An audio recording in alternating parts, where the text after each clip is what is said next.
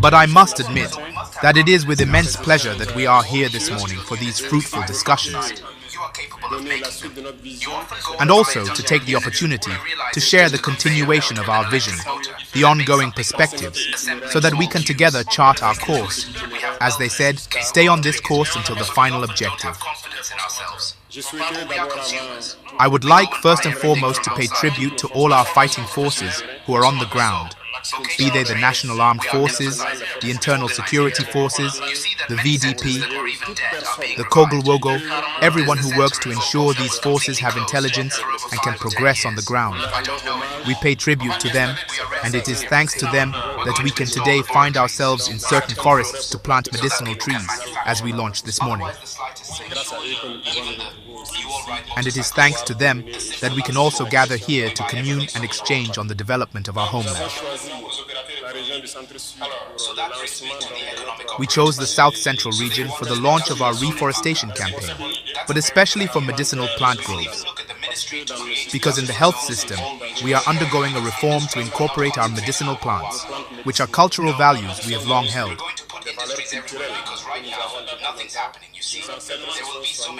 Our ancestors treated themselves with these plants, and even today, we treat ourselves with plants. We therefore want to develop this aspect so that we have the choice to treat ourselves with plants, or with modern medicine, or by combining the two. And moreover, our researchers are working tirelessly to allow us to refocus on our plants. And I think they have already discovered many medicines with well-defined dosages from our medicinal plants, which contain natural molecules that are quite good for treating many ailments.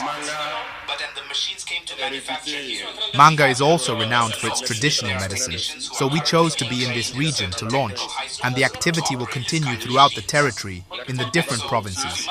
And we hope in the coming years to have such groves in all departments of Burkina Faso, and that all our scholars in this field can also express their talents.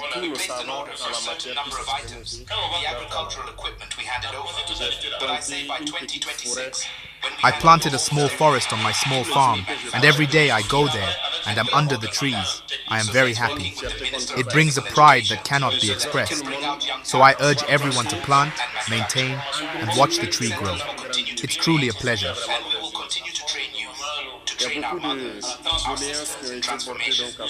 Many grievances have been raised through the exchanges just now, but they can be summarized in a few key points because the grievances overlap. And I will go point by point, or rather grouped points, to explain where we are and where we are going, because it is very important at every moment to be able to exchange and tell you what stage we are at and where we are heading.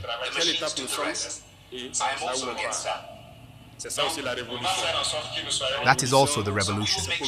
The revolution is to communicate and make the people, the popular masses, understand what we are doing and where we are going. And as long as we don't communicate, we cannot understand each other. So there is a constant need, whenever the opportunity arises, to communicate. You see that the enemies of the nation do not lack, in any case, ink or saliva to speak, well, I would say, against Burkina or against the AES. And it goes without saying that we too must communicate as best we can, so that the rest of the world understands that what they say about Burkina is not necessarily true. And I want to salute the presence of Mr. Onana among us, an international Cameroonian footballer who came to support his brother Bertrand for the activities of his foundation, and who accompanied us this morning to the forest there for the planting, and who are currently in the hall here.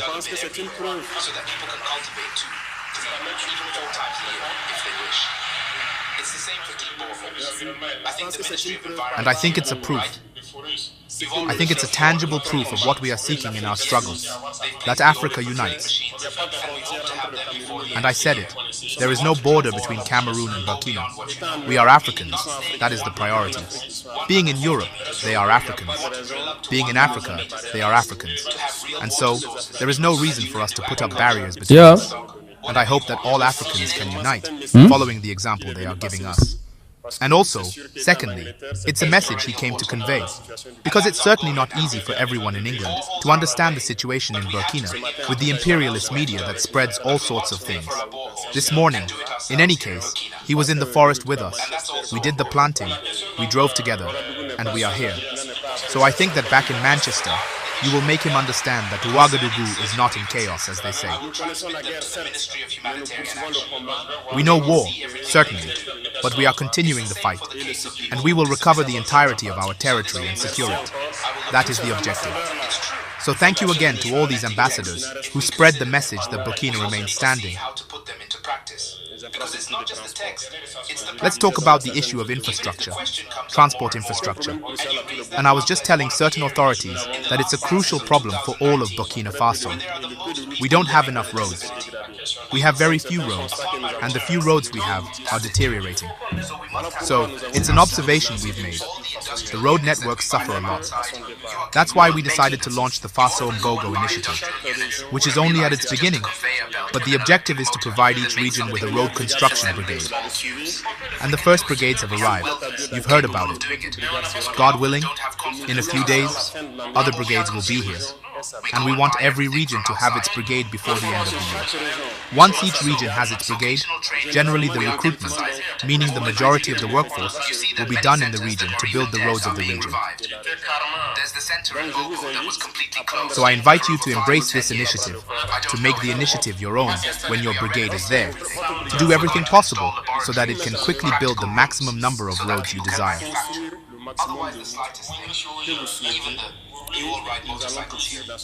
And we will continue in that direction, so that even the rural tracks you spoke of, everything will be built. That's the objective. So, by 2026, normally, we should build many roads.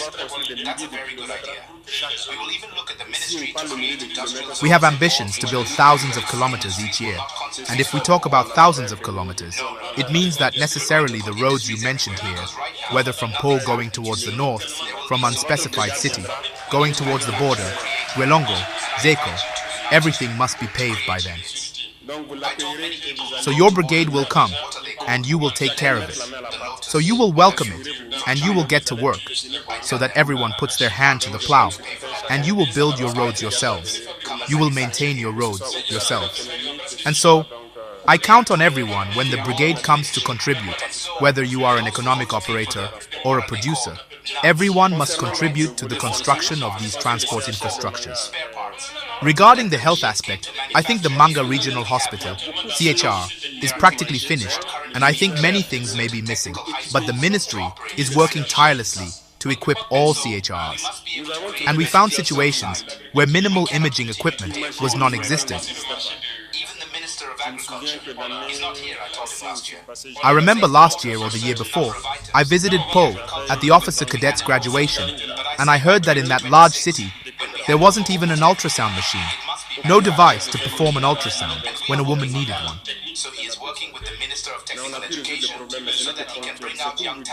But we were able to solve the problem, but it was only a temporary fix. This is to tell you how poorly equipped our hospitals truly were. But the ministry is working tirelessly, and I think many devices are being installed, whether imaging machines, dialysis machines, and many other things. It's ongoing, so all those who have not yet been served, I can assure you that you will be served, and you will no longer need to travel to large centers for certain examinations. The same applies to geriatric units for the elderly. So, they are thinking about a global model. It's true that in Ouagadougou, a model was launched in Koudougou, in Bobo Dioulasso. We had to halt construction first so that the ministry could think about a global model that can be implemented everywhere, that is, a single model, and not a model that will lose value in 5 to 10 years. Everything we want to build today, we want that in 50 years. People don't say it's outdated. We must build with longevity in mind. This is in the same vein. Even the Bobo Ouaga Highway, what was planned was just 2 lanes in each direction. But I said 2 lanes in each direction in 10 years would be obsolete. We need to aim for 3 lanes in each direction, or even 4 lanes in each direction, so that it is large enough, wide enough. So, everything we want to do in this regard, we are thinking about doing it sustainably. So, it may take a little time, but the ministry is working tirelessly. They will propose something to us very soon. In the same vein, regarding youth training, I fully agree that whether it's youth or women, we need to train ourselves and get employed, because no matter what anyone says, the state cannot employ everyone. That's impossible. But when it comes to rural areas, we are trying to make efforts through initiatives. I think today, many are managing to get by in terms of plowing, in terms of seeds, in terms of inputs. People are managing to get by. The proof is that the region itself had a surplus last year in terms of production. We thank God for that. And I hope that this year again, you will exceed the production you achieved last year. But the need for training is enormous, because youth need to be able to take care of themselves, and women need to be able to be self-employed. That's why we have reformed the education system, to create a Ministry of Secondary Education and Vocational Training. We want to emphasize this vocational training. What is the reality? It is through this that we can truly create employment. Otherwise, let me give you an example. The economic operator, when he spoke, he talked about fabric threads and so on. It's a reality. We produce cotton in Burkina and we export it. We've been doing that since independence, and we're happy. They pay us. They set a price for the producers, right? They tell you, we pay at such and such a price, you produce, we take it, we leave, and that's it. We've taken a few bundles and we're happy. No, that's dangerous. We must transform. And I think we launched a project in Bobo recently, certainly for the Army Task Force. It was supposed to open in unspecified month. But midway through execution, we deemed it necessary to expand to produce fabric that could be used for other civilian outfits, notably t-shirts, jeans, and everything that goes with it, and to produce yarn. This means the unit hasn't opened yet. We've given them additional time because the factory has become much larger than it was supposed to be. But the equipment is there. They are in full construction. During my last visit, I went to see, and it won't be the only factory. We need to establish them everywhere to transform our cotton. We must no longer sell our cotton, for example, raw. We must transform it on site, either into yarn or something else. Medical cotton and everything, even today, you go to our pharmacies, absorbent cotton, or what doctors call it, compresses and so on, you pay, but it's cotton. We pay your kilo of cotton at 200 and something CFA francs. We transform it. You go and pay a few grams at 1,000 francs. But it's vocational training that can lead us to create or maintain machines that will allow us to transform that. That's why we're focusing on it. And all our production, by the way, agricultural production, we need to train our mothers, our sisters in transformation, because today they try to do it on a small scale, but we need to do it on a large scale. Otherwise everything we export raw, and then we go and pay for the finished product again. It's just our jobs that we're exporting. We're focused on this because it's a challenge. We must succeed. Today, I like to use concrete examples. I say, well, I'll take, for example, Madame Governor. And when you come home in the evening, you have a coat rack, perhaps. Something where you hang your clothes, right? I bet most of you have that in your homes. But where do you go to buy it? It's rare for our carpenters to make wooden coat racks. People have pillars with small arms, towel racks. What are they called? You remove the bar, you hang it up. You pay for that. The economic operators will tell us where they go to buy them. It's in Dubai. It's in China. You go and buy them, but it's just metal with a few small branches. Are we not capable of manufacturing that here? Do you understand a little? The last time, I was telling the ministers about the school benches. You see how they are? We take a truck to transport school benches from Ouagadougou, from Manga, even to a village. We put maybe 40 school benches in it. It's full. But can't we think about creating a table that can fold and unfold? Then the truck transports more. It's easier even for the students there on site, and everything. They found the formula. They will popularize it. There are many things we are capable of doing, but I tell myself, all of this are the effects of colonization. The spirit has been somehow blocked, and we have been told that we must consume, yet we must create. And you must believe in yourselves. If we don't believe in ourselves, we cannot succeed, and that is the purpose of our permanent communication. Youth must believe in themselves. Everyone must believe in themselves, and it's possible. Yeah, my guys, we're all watching from this is Kenyan Spera, and I thank you for joining this channel for this new conversation that we are going to make. Today I'm not going to take much of your time, because what Ibrahim TRAORE has speak, or the speech that this man has made, I have said that this. I must say something about it. I cannot go and pass this statement where at least I have to say something concerning this speech, because what he has tried to say, or what he's trying to say, is what we can pray that it can reach to many as Africans as it can, because we as Africans, at least. Of course, we are following up. We are following each and everything that Ibrahim TRAORE is trying to do, or is trying to say, because we are believing in him. And whatever he's trying to say is to wake up Africans. Whatever he is trying to say is to activate the minds and the emotions of Africans. So what we are praying as Africans is that this kind of speech may hit our leaders. It may hit the African leaders. So by doing this, maybe in one way or the other, they can change in their attitudes. They can change their minds. They can start thinking the same way and start to act the same way as this guy is doing. Because this guy is not selfish, because whatever he has in his mind and what he believes that he can change somewhere in African community, he is trying to share in some people. He's trying to share to other leaders, so that they can take it and maybe use it to do with their countries and with their people. So this is Ibrahim TRAORE, the King of Africa. He has speaked a lot, and but there are some things that I just want to break down. He has speak about the boundaries in Africa.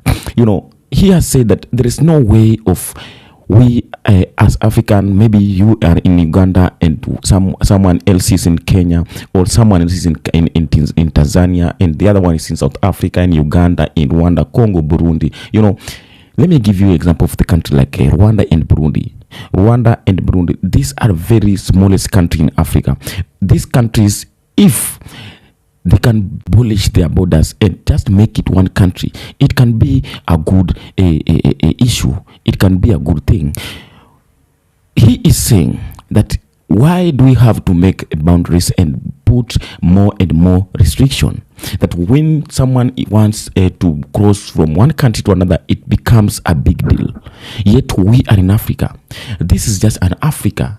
It was just, there are some people who just sit somewhere and discuss on how they can separate these countries and put borders, put some restrictions, so that when there is someone in another country and one in another country, they cannot do a business directly. They cannot communicate directly. They are borders. So when for those people to come and interact or to meet and share their ideas, it has some restrictions. It has some processes to follow. So by doing this, it will take time, and maybe whatever they have been planning to do, or they have planning to find out, it cannot be of successfully in that easiest way. And that is one of the main tool that some people, or the Western people, used to destroy and separate Africans, because they believe in separate and conquer, divide and conquer. Border issues, that is the major reason as why Africa cannot be united. The country, education of Africa, the system of education, job opportunities. Of course, the country cannot give each and every person or a youth job. The government or state cannot offer job to everyone, but at least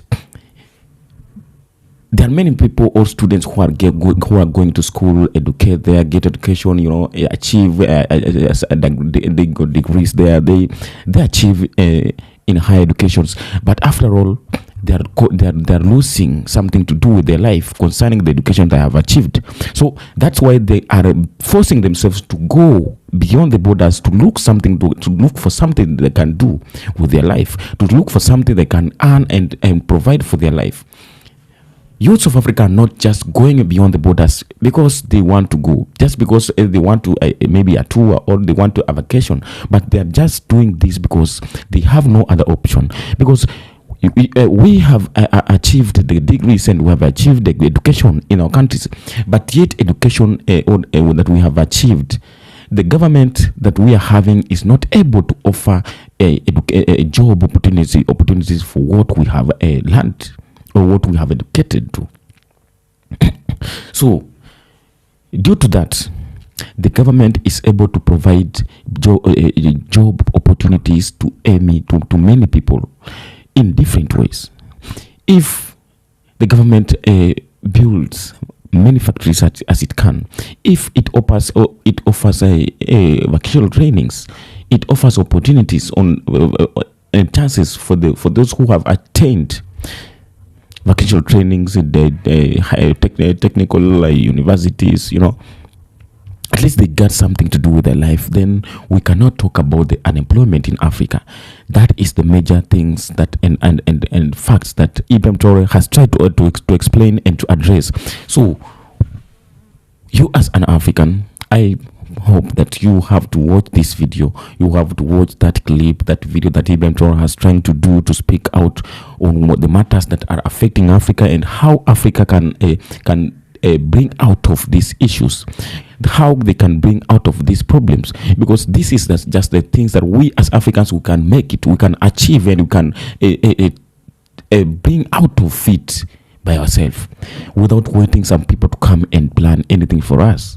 So all that we are praying for, all that we are praising, and we are speaking each and every day is about unity, and those are the facts that we have to deal with before we speak about the main agenda of unity of Africa. So that's why I started by saying that I can pray that this message can hit some of African leaders, and by doing that, maybe if they can learn something and they can be eager to do some things concerning these statements and these facts, we can have a better place called Africa.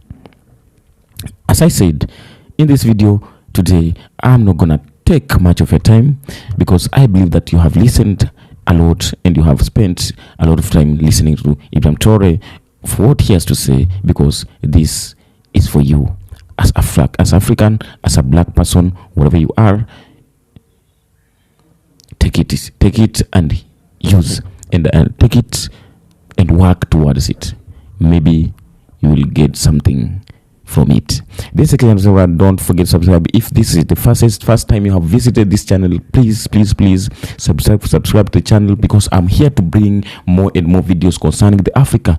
We are doing this because we need the best Africa, the stronger African community, as it was supposed to be by our freedom fighters and our ancestors. Stay tuned until next episode and stay peace out. Yeah.